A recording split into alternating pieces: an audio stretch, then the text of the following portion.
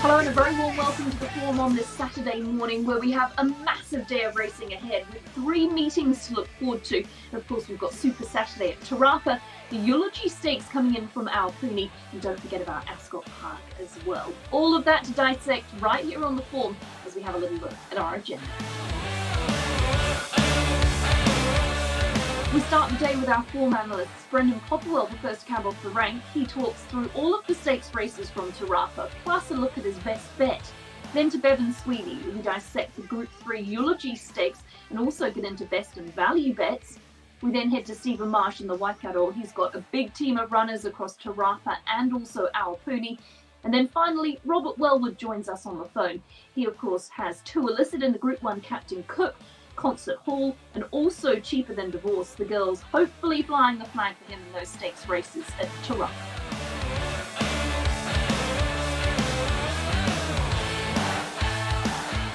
Brendan Popplewell, a very good morning to you and welcome to the Form on what is going to be a super Saturday of racing. It was a good day before we got the Group 1 and the Wakefield Challenge Stakes from Trentham. Now it's even bigger and better. Plenty to sink our teeth into this morning. Oh, look, it's an amazing race day, Emily, isn't it? 5 group races on the program, of course, with the addition, as you said, with the Group 1 Captain Cook Stakes and also the Group 2 Wakefield. Waikato Cup Day has always been a huge day for the club, and now with this extra little cherry on top, with people able to come along to the races, it sets up for a terrific day of racing.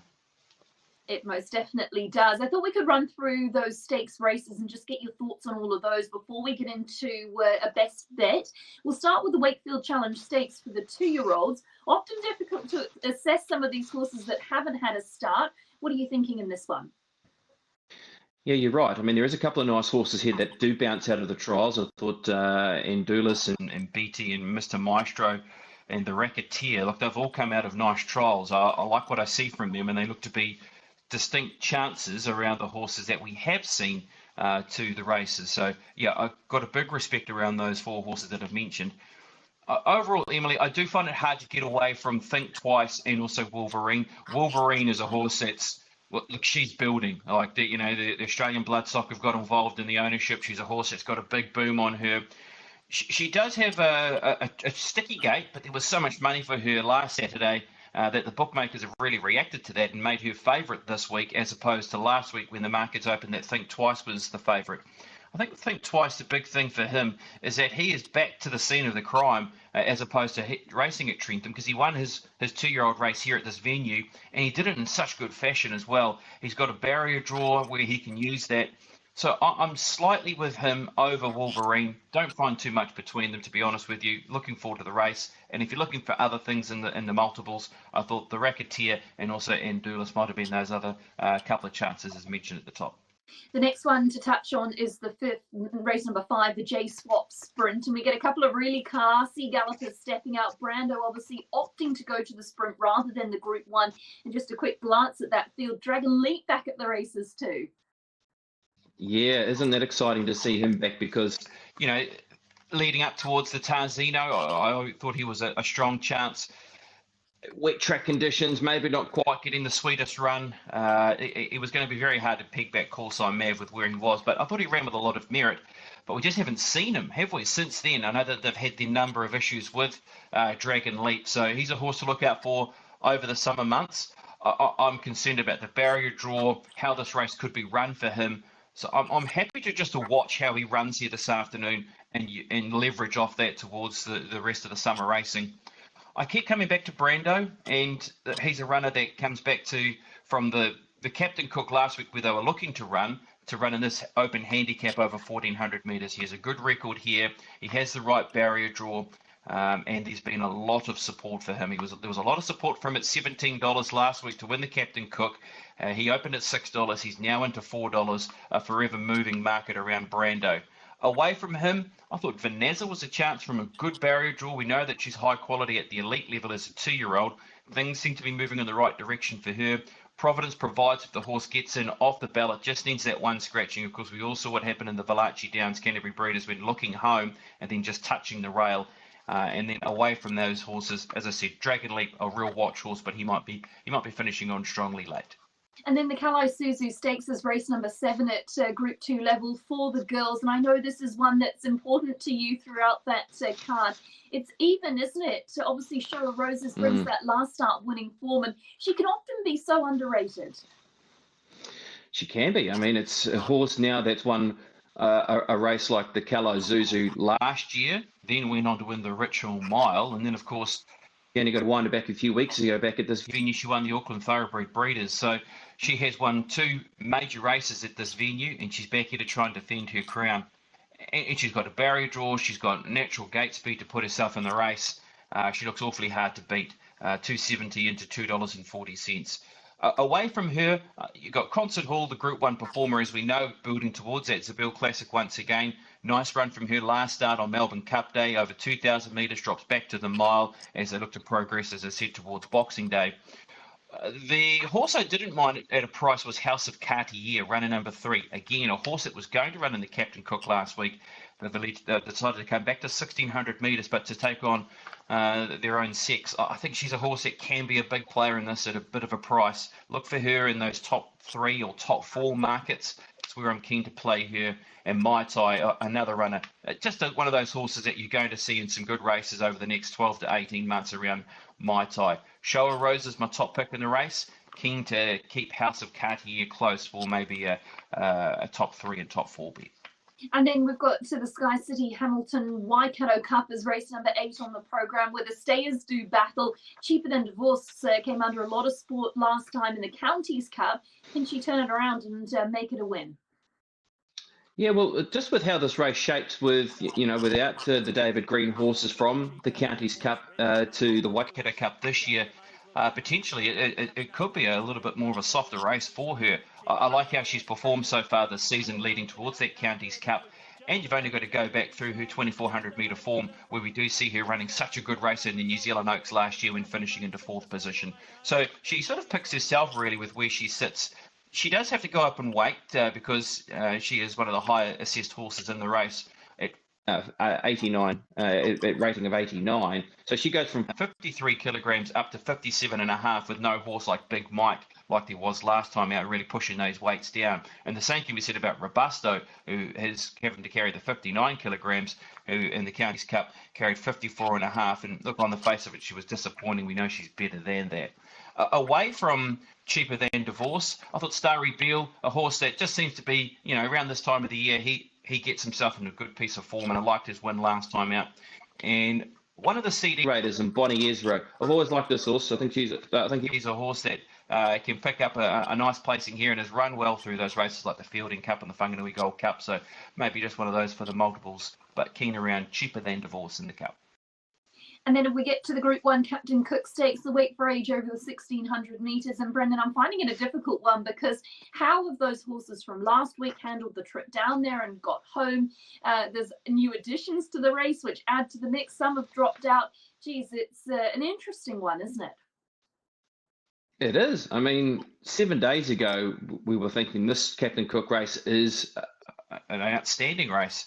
Now it's even gone beyond that with the extra couple of Group 1 winners just dropping into the race. I mean, Royal Performer, as we know, a Group 1 winner here, and you've also added in a horse like Tiptronic, who's won a Group 1. This makes it an interesting race. And then To Illicit, who drew well last week, has now drawn the outside barrier draw, which is painful, I'm sure. Look, it makes it hard. I've sort of changed my mind so many times around this race. I do like Prix de Feu. I thought, just going off how he's come up through his spring preparation, he's bumped into Call Sign Mav when placed behind that horse over 1,600 metres. And he is that early benchmark in terms of Group 1 races with what we've seen, and of course with him competing in the Cox Plate following his 2 Group 1 victories, and then ran third and behind Savion Blanc in the Livermore Classic. And I know that at times he has raced in these type of races and maybe he hasn't quite done it, and that can be frustrating for punters, but you've only got to look at his Group 1 form. I mean, he's been placed behind Avantage, for instance, over 1,600 metres as well. So his Group 1 form without winning is still very strong, and he's got the right barrier draw where he can have the advantage over horses like To Illicit, who will have to possibly be ridden neutral out of the barrier. So I'm with Prix de Feu. just in front of Tualis. I was so strong on her leading into that race last week. Everything seemed to pan out nicely. There was going to be the dig in the ground and the barrier draw. I thought her run was just terrific here last time out when finishing into third over the 1,400 metres behind Show Her Roses. To say that she was right on target. If she gets that right run in transit and the race pans out for her, look, you could see her booming over the top into Illicit. And then you've got horses like Aegon, who is in that unknown zone. We know how good he is. Maybe that extra 7 days has helped him with that little trip away down to Trentham as well. So I have massive respect for him. And the one that I'm keen to play on the each way is Royal Performer. I think this horse is close to that Group 1 form once again with what we've seen from his 2 runs, his preparation. He is at a dangerous price at around $11 or $13. Keep him safe in your multiples. Yeah, love your work. It's I think whoever wins the Captain Cook Stakes will be very deserving of the victory after everything that's gone on in the meantime. Brendan, let's get to your bets. And I know you've got a best bet for us. And you've also got something to spice things up this week, something a little different. Well, hopefully the bookmakers can help us out with our little spice up. But yeah, best bet, we will go for Show of Roses in the Kalo Zuzu Stakes. Like the horses win last time out, obviously at this venue at a better price than what we're getting on Saturday, but she has the respect in the marketplace, and this looks to be a race that she can certainly dominate by being in or near speed. So 270 to 240, I thought Show of Roses was a very good bet.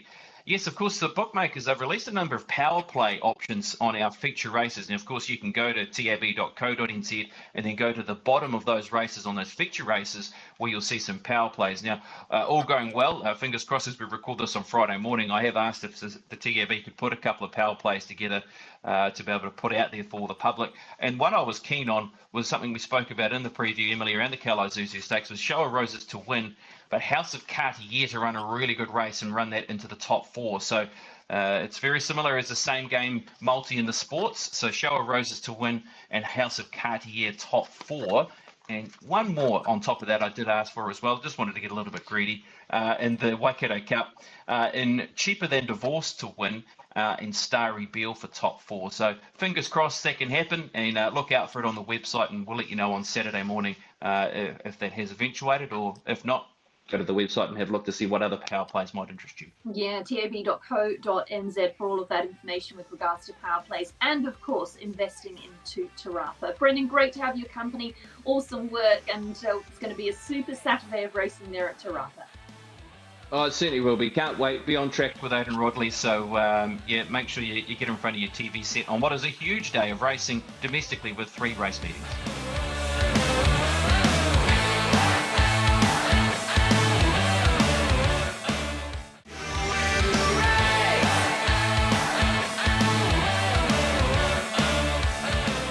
Bevan Sweeney, great to have you on the form, and obviously looking forward to our Pony on Saturday. And we've got the Eulogy Stakes as one of the features, Group 3, and a chance for some of these youngsters to pick up a bit of black type. Yeah, indeed, Emily. It's going to be interesting Saturday because we had a lot of rain. In this part of the world, we had 90 mils over 2 days. So that's had a big effect on the track conditions, the heavy 10. I will say it was really, really warm yesterday and this morning. I think it was 23 degrees at 8 o'clock in the morning. So there's going to be some drying, and hopefully this track comes back into a slow position. But it is a good eulogy, and there's some very exciting talent.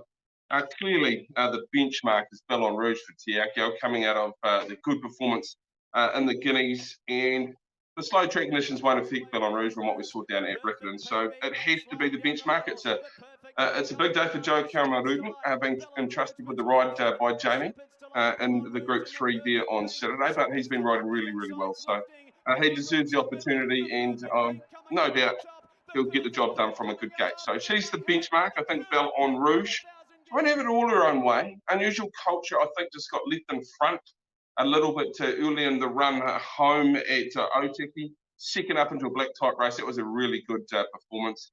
Bella Conte, I thought, has been really disrespected in the market at the last couple of starts. So I'm going to have her in the mix as well. And then we've got some really exciting up-and-comers in Achieve for the James and Wellwood team who has blinkers on. She was very, very good at her second start. Aveline for the James and Wellwood team comes into it. They might really put their hand up. David Green had 2 nice young horses coming through as well. Look, every time I've been through this race, my eyes sort of get drawn back to the top of the book, Em, and I think Belle Rouge is a deserving favourite and may even run shorter than the 250 that is available. So she's on top. Look, Unusual Culture, I think she'll be heading offshore post maybe Saturday into Australia, but she's got a lot of ability. I think if they just hold her up a little bit longer, she'll be right in the mix. She trotted into that race at Otaki and just didn't quite go on with it after she was left in front. Achieve and Belaconte in the eulogy. But it's as good as the eulogies we've seen for a while. It really does have a bit of quality across it. Yeah, it does. Some really exciting progressive horses. Now let's focus on your betting strategy for the meeting. Bevan, have you got a best and value bet for us?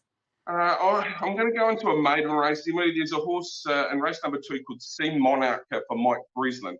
This horse had just been patiently handled at the trials, run a couple of nice efforts before being caught wide at Wanganui and behind Galleon for John O'Bennett and Holly Wynyard. So that horse showed exceptional ability to do what it did on that occasion. But this horse, in its debut performance, was only beaten half a length behind Galleon. So it's pretty good form. I think Galleon may have been sold out of the stable and heading across the ditch as well. So we'll just wait for further news on that. So Sea Monarch's form in this race is strong. For mine, look, it's drawn a little bit wide, but we've got Hazel Chauffeur aboard. We know her abilities. It's the right race for Sea Monarch, and we'll be expecting it to go very, very close in winning. And the other one is, we've missed the price on this one. In Lock Winnock, it was at $26 at Trentham the other day. Fresh up, Claymore, Otaki, 4 wide the trip, lost 3 rating points, got into the 65 at Trentham, and the money came 26 into, I think by the time they called the races off, $14. But Ryan Elliott goes aboard. It's in a 65. I would have preferred a little bit further for this particular horse. It was 2,000 metres. I would have had it as my best bet. But it's going to certainly go a lot better than it did at its fresh up run, I believe. It was a horse that went around in the Auckland Cup. Last season, transferred down to Kevin Myers, second up, senior hoop on. I think it'll offer you a little bit of value, but the bookmakers found it out of Trentham. You won't get 26. I think 650 is what is available at the present moment. So there's a couple of bets for you. Belle Rouge, I think, is probably a play on the program as well, Emily. I think many punters will be running that particular horse through multis. And look, if you're a star in race number 7 runs up to her best, she might just give Parksy a return to the winner's circle. She was 3.5 lengths off Solar Express in the Wanganui Cup. Talented horse, but she does become a little bit hit and miss. Just like those mares, they go out of form for a couple of starts. When they come solid, they run 2 or 3 good races. So we're sort of waiting for that to happen with Eurostar, but she does have a lot of ability. But yeah, I really do like Sea Monarch. I think the Galleon form's very good for that maiden race. There's not a lot of form in it, so that'll be the one that'll have the major part of my punting strategy on Saturday. Awesome stuff, Bevan. Thanks for your time and enjoy that stakes meeting out of Aupuni. Thanks, Ian. Have a good day.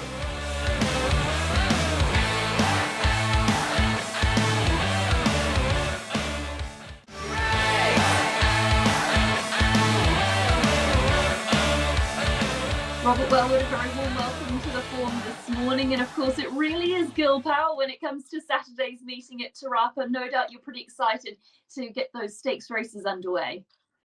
Yeah, absolutely. Looking forward to the weekend, but we mustn't forget about Deep Beauty. He's the one boy we've got racing. So, but looking forward to seeing them all out there. Well, let's start with him. He's obviously in the 6th race on the program, Deep Beauty. Has the top weight, 3 places at his past 3 starts. Geez, would be deserving of a win. Yeah, certainly is. It must be his turn. He's been racing in really good form, but just keeps finding one better. So really happy with him. He's in good order. We've been jumping him just to change things up. He's an older horse now that he really enjoys the jumping. So he does have a lot of weight, but he's in good order, and this is just a nice stepping stone to hopefully head Boxing Day for the Dunstan, the Stella Artois final. And then obviously race number 7 is Concert Hall. You get the services of Leith Innes, and how has she done since that Balmerino Stakes? Yeah, she's in terrific order. Leith came and worked a Tuesday morning. She's a little bit of a quirky mare, so it was nice to have him have a ride on her prior to the weekend. But he was really happy with her work.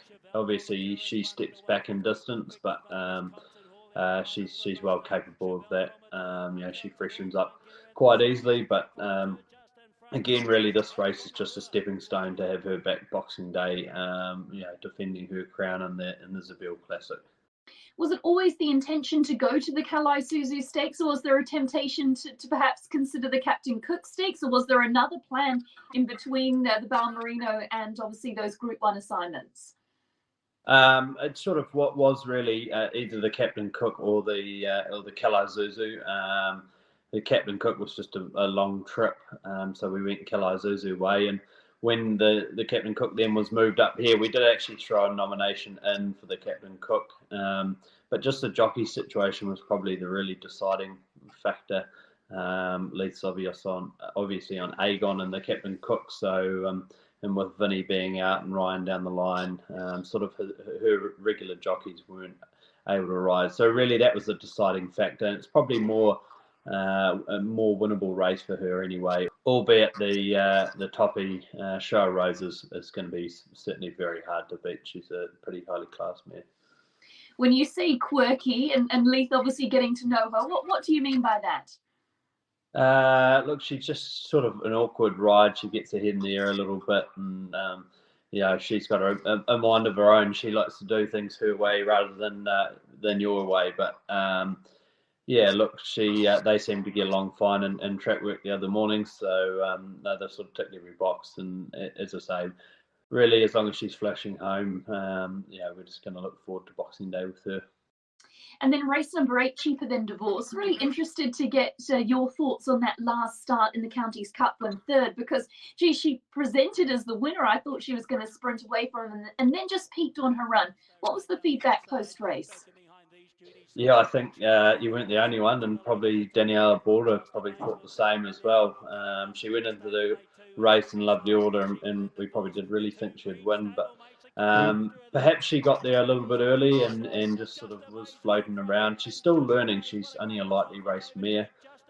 She's got the blinkers and the pacifiers on. Whether she saw the other horses coming, I'm not so sure. But anyway, she was beaten.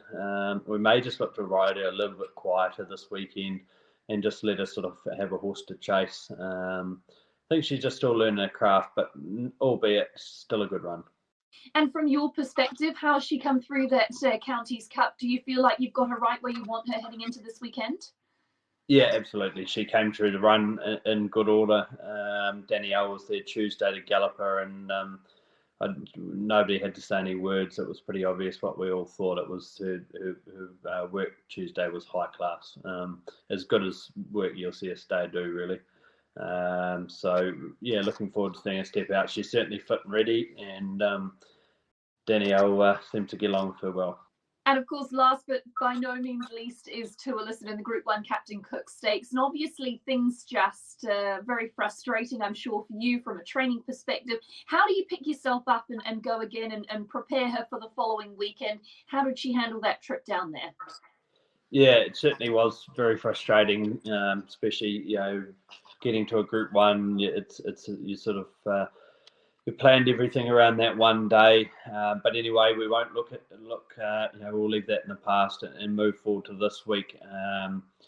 We're really happy with the way she's come back. She's not a great traveller, but she did actually travel all right down there. Fortunately, we keep our horses at Otaki when we go to Wellington, and then they just do a day trip down to Wellington for the races, and then back to Otaki and come home the next day. So they hadn't actually left Otaki, so she didn't have to go the whole way down there. They were back in their boxes Saturday night. So look at it, not ideal, but look, she's come through it all right. From a training perspective, what do you do? Did you have to squeeze in a gallop then on Monday or Sunday? How's the week worked for you?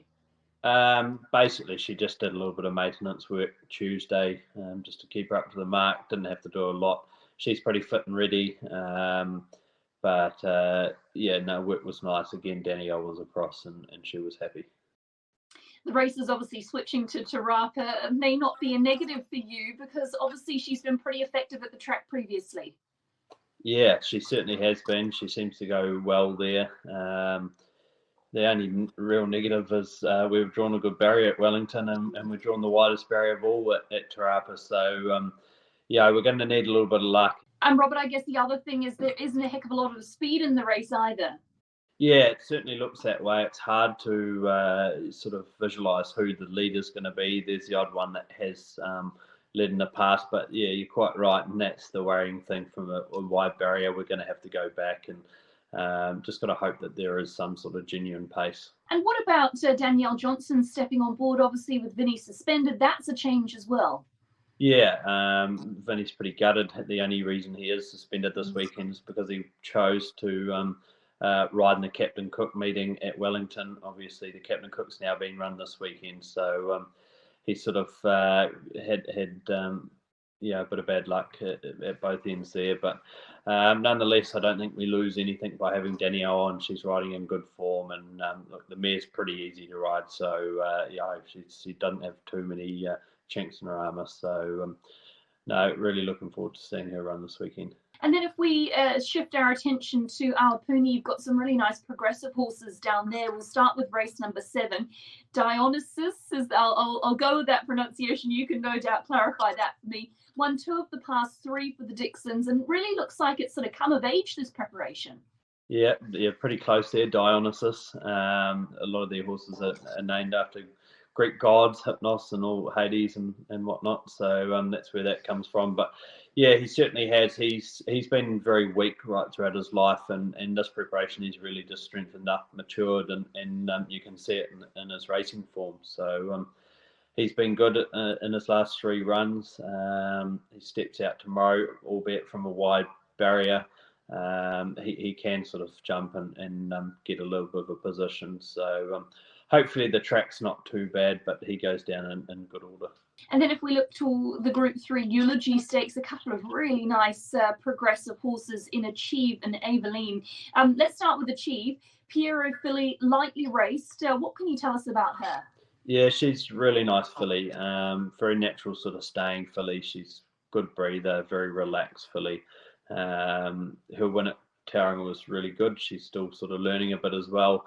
But she, the last 200 was the most impressive. She got down, really galloped out, and started to figure out what everything was about. So she gets the blinkers on tomorrow, hopefully just to really sharpen her and put her on the bridle. But going to learn a lot about these fillies tomorrow.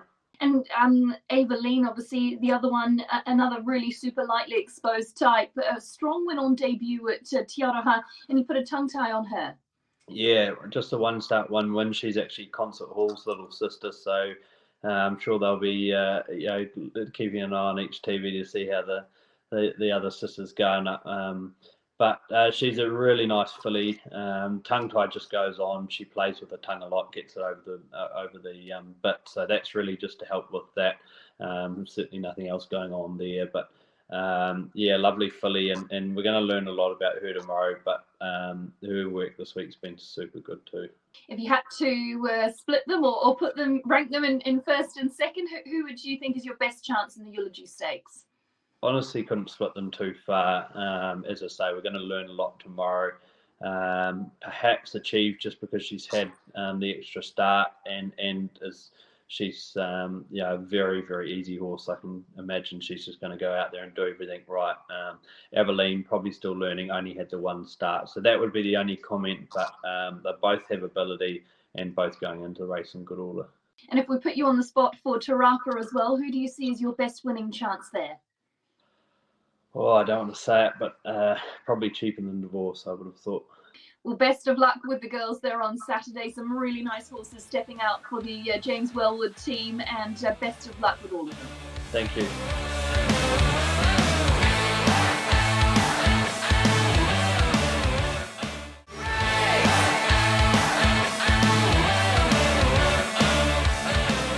Stephen Marsh, a big weekend of racing. No doubt it'll be all hands on deck when it comes to Te Rapa and Awapuni on Saturday. You must be looking forward to the big day. Yeah, absolutely. Got good runners at both venues, being sort of plagued by bad draws at, mainly at Te Rapa, but got some certainly nice horses that can potentially overcome those. Let's go through them. We'll start with the Tarapa race number 1, the 8, Fiscal Fun. Third up, and you meet a pretty handy field. Yeah, very handy field. I thought her trial at Matamata against some really nice horses was very good. She's drawn nicely, Cosiasano. She'll jump, go forward, but certainly a big test for her in a very strong field. Race number 2, you've got a couple of starters in Master Park and Appellant. Master Park using the 4 kilo claim in a fresh state. Yeah, I do. He's drawn nicely. He'll jump. He'll potentially lead. 4 kilos off his back's going to really help. And if he can jump cleanly and get to the front and get a couple of just cheap sectionals, I think he'll run really, really well. And the firmer the track, the better for him, which is good. And Appellant, thoughts on that 4th in a fresh state? Thought her run was really nice. She's improved from there. The 1200 suits. Good draw. Danielle back in the saddle. She'll be just sitting in behind the speed, and I think she's a major player for sure. Race number 3, the 4 is Andalus on debut, and Almanzor Colt. Obviously, the plans got changed, didn't they, with Trentham? How has he handled that? Yeah, he went down. He stayed the night at Otaki, then got to the Wellington races when they were cancelled. He's such a laid-back colt. He'd have as good a temperament of any colt you could ask for. So it didn't really worry him too much. He travelled home on Saturday night and never really missed the beat, to be honest. So, look, he drew 1 down there. He's drawn 2 here. There's a couple of extra horses in. We're having a bit of a decent throw at the stumps, being a first starter, but we do think he's very good. He's probably, we never really looked at him as a pre-Christmas 2-year-old, but I think you'll see him in something like the Manawatu size or something like that, but he is very smart. Race number 4, you've got the 3 starters. Tell me a little bit about each of these and what you think their chances are. Yeah, rip them up. She was been a little bit disappointing, but blinkers go on her. She can certainly turn her form round. Margaret Jean's going very good from a good draw. I think she's right on it again. And 1 out of the box. First run over ground, but her last start was very good. We potentially thought she could win her first time over ground, but she's drawn 22. That's Danielle's job now. But if she gets any luck, I think she's a solid player in the race. And then if we move along to race number 5, Raposa Repeater, didn't have all favours in the run at Tiaraha, and I'm sure you'll be disappointed with a not so favourable draw again. Yeah, this is makes it very difficult. He's drawn 15. He got caught wide with no cover last start, and so we'll definitely be going back from the draw this time, and hopefully he can get over the top of them late. Run to perfection. He's drawn worse. He's out at 17. Again, he'll go back, but he loves Tirapa. It's his favourite track, and I think with any luck, he'll go really well and tight line. The firmer the track, the better for him. He'll jump. He'll put himself on speed from a better draw, and look, he can certainly be thereabouts. With Run to Perfection, what did you take away from that last start? Just sort of got back. The track was playing a bit odd that day, and he just got back and never really got into it. So I think take that, just forget about that run and just go on his races before. They've been very good. He probably would love a little share of rain, but all the rain seems to have cleared up and gone. It certainly does. Out of those 3, who do you feel from your perspective draws and everything is going the best? Probably Run to Perfection. He's drawn the worst of them, but he's got plenty of class and he does seem to save his best for Tirapa. So any amount of luck, and I think he can still be right on it. You have the 2 in race number 6. One of those won't be going. Callie Rose is the one that's left in. What's Callie Rose showing you at home? Yeah, she was very good last time. Sort of looked the winner and just sort of peaked on her run. She's improved. The 1400 suits, drawn out a little bit, but she'll jump, she'll go forward, and she's definitely an each way chance. And race number 7, the 9, Tabata. Tell me a little bit about her, because got back from barrier 8 at that latest run in the Eagle Technology. Were you happy with that effort? Ended up happy. She just got back and never really got into the race. She's just such a relaxed mare, but if you watch the race, like sort of the last 50 and through the line was really nice. We've got the blinkers back on her, drawn nicely in barrier 6. She'll sit midfieldish, and she can definitely turn her form around as well. I think the blinkers are the big key for her. Race number 8, the 5, Starry Bill, a last start winner and a horse who's in really good form. And obviously you've got that Dunstan Feeds qualifier under your belt, but a horse who's got the confidence up.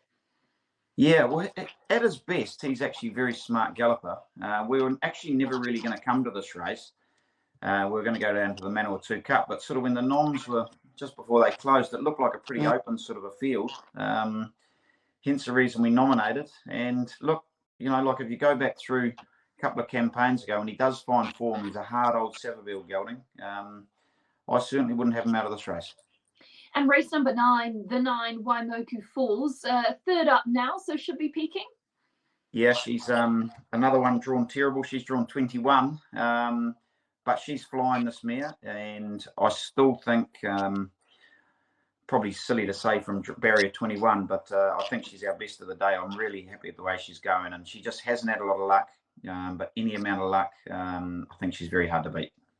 And then race 11, Packing Joy, been thereabouts of late and just didn't get a heck of a lot of luck last time when getting back and just getting held up.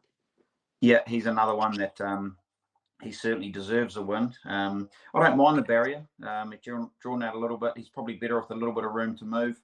And it was probably a toss-up between him and Waimoku Falls, which was the best of the day. But he's going really well. And, yeah, you're right. He hasn't had a lot of luck. And if he just gets a little bit here, he's hard to beat. So from a punter's perspective, Waimoku Falls on top of Packing Joy. That's how you see your two best on the card at Te Rapa? Yeah, I see those two, but I don't think there's a lot between them. But I definitely think they were the best two. And then let's have a little chat about our Puni as well, where you've got just the 2 runners left. Race 4, number 6, Iconic Star. What are your expectations fresh up?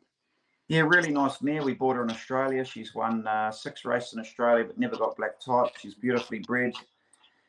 We've bought her sort of in mind to bring her home and try and get a bit of black type. She's trialled up twice. She's won both trials well. Hoping the track comes back a little bit more. By all reports, the weather's pretty good down at Manawatu, so it might get back into that sort of slow 8 range. But yeah, I think she's pretty classy, and I think she'll take a bit of beating. And race 8, number 12 is Divine Sava. Right down the bottom of the page for Divine Sava. A couple of nice placings lately should see you right in it.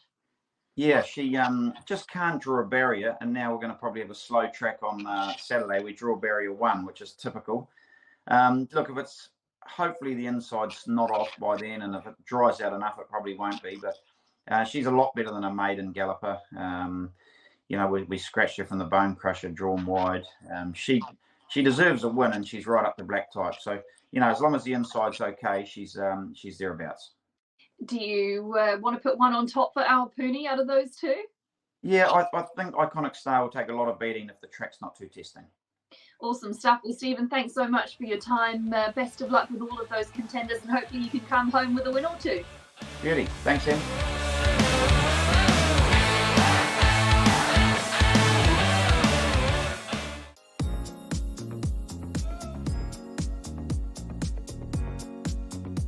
Andrew, we're going again on the Captain Cook this weekend with Aegon. How did you come through the travel down to Trentham? Really well, actually. All 4 horses that went down have actually handled it really well, so that's great. Obviously it's not ideal, but yeah, I think it was a good trip for them. Obviously costly for the owners, which is very frustrating, but hopefully they can go again this weekend. Okay, so how does the preparation differ from the training track this week? I guess we're lucky in that we don't have to go through another long trip. So that helps. Obviously, race meeting on our doorstep, and they've come home, had a quiet canter around yesterday and a gallop this morning. Okay, what did you ask of them today? He had a good hit out because he only had the 1 gallop last week, so we thought he's going to need a good couple of gallops this week, and yeah, he worked over 1,200 metres and did it quite strongly. Okay, going into this one, the dynamic changes a little bit with the course. How does Te Rapa suit? Yeah, hard to know when you've never raced there, and again, it's a very different track when it's rain affected, so the forecast is a little bit patchy, so that's something we don't really know, to be honest. We just have to line up and hope it does work in our favour. When we saw him last week, he was just glowing. He looked in great order. What about this week? Is he much the same? Great. I thought his work this morning was very good, so no, couldn't be happier with him. Okay, you've got the Waikato Cup this weekend as well. Robusta, maybe a little bit disappointing in the Counties Cup. What did you make of that? Yeah, she was. Don't know what to make of it, to be honest. I thought she was a good each way chance. She was very well weighted, the way it all worked out, and she was very disappointing, but we can't fault her. Hopefully up to the 2,400 metres suits. One thing about her, she's normally very willing, so you could expect her to bounce back. Yeah, she's certainly not a horse you'd expect, you know, to just put 2 bad ones in a row. You'd be very concerned if that happens, and I don't think it will. So hopefully she can draw well and bounce back to her best. Also, the Wakefield this weekend moves to Te Rapa as well. We saw you have 1 in there, potentially 2 this weekend? Yeah, maybe 2. We'll just nominate, see how it's all going to shape up, and clearly maybe even accept with 2 or 3 and see where they draw to. That'll be key.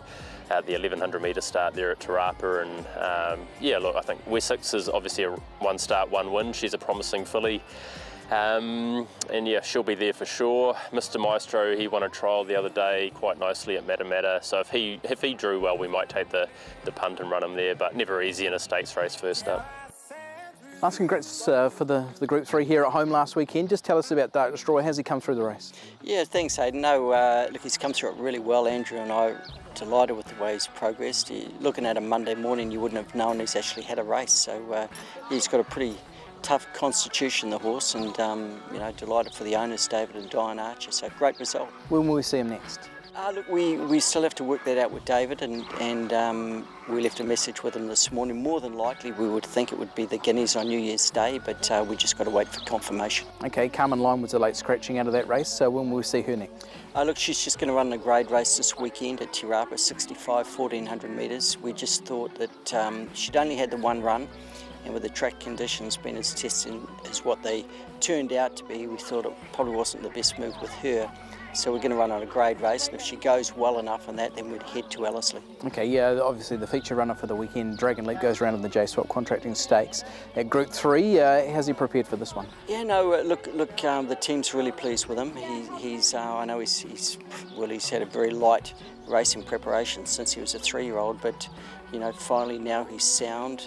His work has been very good, and we think he's forward enough to give a good account of himself. What have you done in preparation for this one? Look, he's a pretty clean-winded horse. We haven't trialled him. Of course, he hasn't raced since the first day of Hawke's Bay.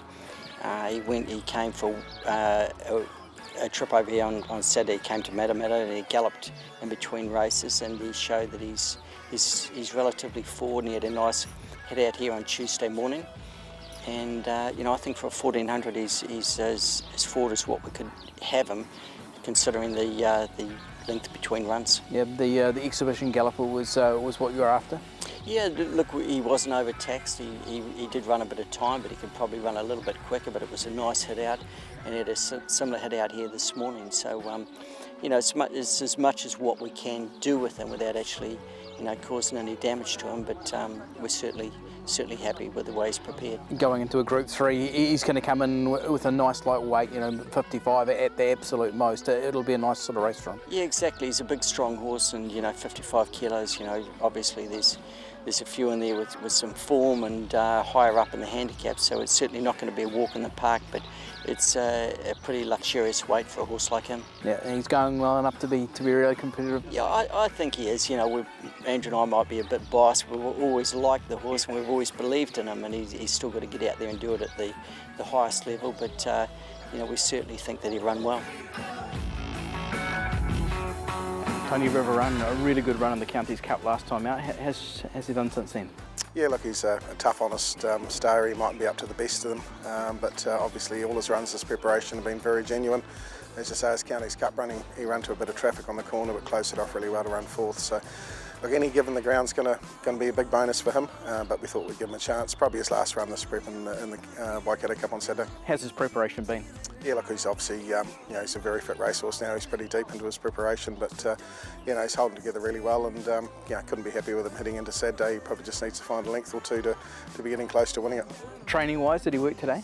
Worked on Monday actually, just worked over a mile here on the poly track, and worked up really well. So, yeah, as I said, he's pretty deep into his prep. Fitness isn't going to be an issue come Saturday. Okay, what do you do with him for the rest of the week? Look, he won't do much. We'll just do a bit of evens on Thursday, and yeah, just keep him ticking over. Okay, what can we expect from him? You know, taking into account what he did at Te Rapa last time.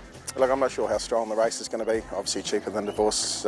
She's clearly going to be the one to beat, but he'll get in on the minimum, and look, he'll get back as per usual. And if he can get a time to the race, come to the corner, I'm sure he'll be finishing it off strongly and won't be far away from the placings. Okay, the Group 3 J-Swap Contractors sprint this weekend as well. A couple of runners there. Let's talk them both. Providence Provides. Have you had a beat like that last time? No, it was a pretty bad beat. Definitely haven't had one do that before, and obviously she's a very promising mare, lightly raced, and it mightn't have been the strongest race down at Christchurch, but obviously she was going to win by a pretty big margin if things had gone right that day. So she's had a little freshen up. She worked really well this morning, and I think she'll be hard to beat off a lightweight on Saturday. Has she come back from what was basically a campaign down south, wasn't it? Yeah, it was. She obviously came a long way in a short time, and she's come back in great order. She had a week in the paddock afterwards, and look, she looks fantastic, so can't fault her at all. It is a step up again this weekend. What can you expect from her? Yeah, it is a step up again, but on a lightweight, she'll roll forward as she usually does, and if there's not too much pressure up front, I think she'll be very hard to run down again. Okay, yeah, Poisonga also headed to that race. What did you make of the last run? Yeah, really happy. She was fresh up after a little bit of an injury and forced layoff, so she was in need of the run. Probably just peaked the last 100 metres, but good solid performance on a track that was pretty hard to make up ground on as well.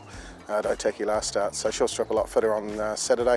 Again, she'll get on a lightweight, and if she gets a nice soft trip just in behind the speed, she'll be right in the finish. Undoubted class about her though, isn't there? And she could well measure up in it. Yeah, look, definitely. She's if she strips fit enough on Saturday, second up this prep, then she's definitely got the ability in the class to win a race like that. Are you leaning one way or the other between the pair of them? Oh, look, it's a little bit difficult. One's young and up and coming, and one's sort of been at that level for a little while. But I do like Providence Provides. I think she's a really progressive mare going forward. Okay, where will we see both of these two next?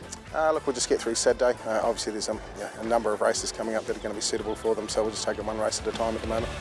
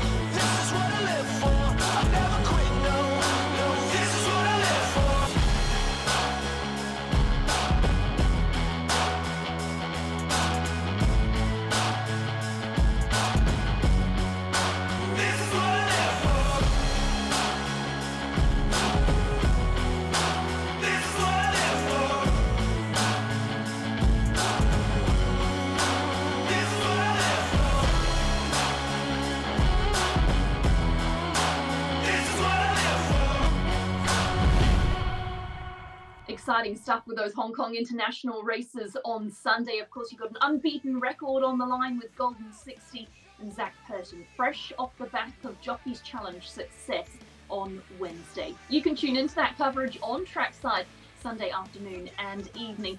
It certainly is not to be missed. Well, a big thank you to all of our guests on the forum this morning. They've provided plenty of insight and knowledge into Saturday's meetings. For now, though, let's recap what they like as their best bets.